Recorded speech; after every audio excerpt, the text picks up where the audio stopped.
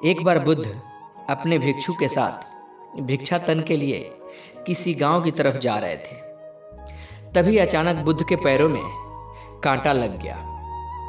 कांटा इतना तीक्ष्ण था कि चुभते ही रक्त की धार निकलने लगी।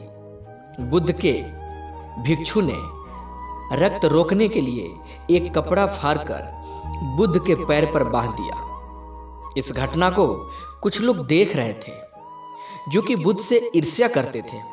उन्होंने बुद्ध से कहा कि हम तो तुम्हें परम ज्ञानी समझते थे, लेकिन दर्द को तुम भी सहन नहीं कर सकते हो। तुम वाकई में पाखंडी हो और यह हमने सिद्ध कर दिया है। ये कांटे हमने ही बिछाए हैं। इस गांव में तुम्हारा स्वागत नहीं, तिरस्कार होगा। इस गांव में तुमको कोई भिक्षा नहीं मिलेगी। बुद्ध ने उन लोगों से अनुरोध किया कि कृपा करके मुझे इस गांव से भिक्षा लेने दो। बुद्ध के ईर्ष्यालुओं ने बुद्ध का उपहास बनाते हुए कहा कि अगर तुम्हें भिक्षाटन के लिए इस गांव में आना है तो तुम्हें अपने रक्त की बलिदानी देनी होगी। तुमको इस कांटों के रास्ते से गुजरना होगा। भगवान बुद्ध ने उनकी चुनौती को स्वीकार कर लिया और कांटों के रास्ते पे चलने के लिए अपने कदम बढ़ाने लगे। बुद्ध मुस्कुराते हुए कांटों पर चलने लगे। बुद्ध के साहस को देखकर गांव वाले चकित रह गए। कुछ लोगों की आंखें फटी की फटी रह गई।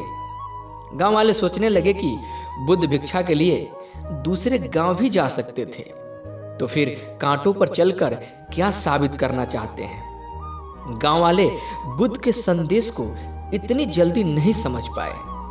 यहां पर बात भिक्षा की नहीं बल्कि जीवन को बदलने की थी।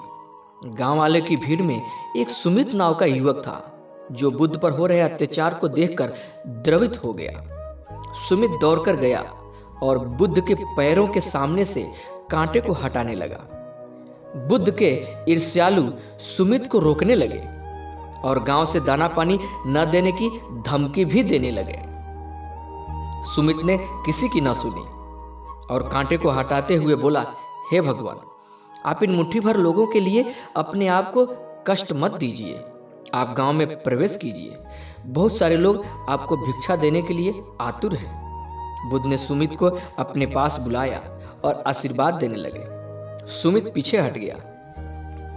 हे भगवान, आप मुझे छूकर अपने आप को अपवित्र और दूषित न कीजिए। महात्मा बुद्ध ने कहा, तुम अपने आप को दूषित क्यों कहते हो? स्पर्श से कोई भी दूषित नहीं होता है। मनुष्य तो लोभ से, लालच और घृणा, ईर्ष्या से दूषित होता है। तुम्हारे अंदर तो प्रेम भरा है। तुम दूसरे को सुख चाहते हो। तुम तो पवित्र हो। तुम तो निर्मल हो।